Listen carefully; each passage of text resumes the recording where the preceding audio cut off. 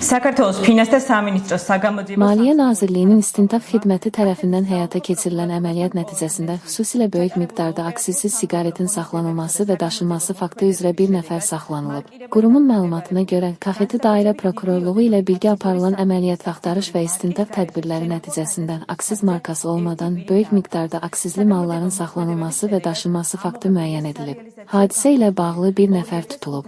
İstintaq zamanı satış üçün nəzərdə tutulmuş ümumilikdə 14.500 kutu aksizsiz siqaret, 2.500 kutu Winston, 2.000 kutu Kent, 2.500 kutu Marlboro və 7.500 kutu Sobranie müsadirə olunub.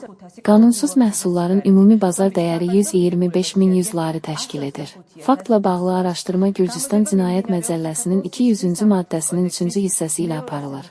Bu maddə 6 ildən 8 ilədək azadlıqdan məhrum etmə cəzasını nəzərdə tutur. 6-dən 8 წლამდე ვადით.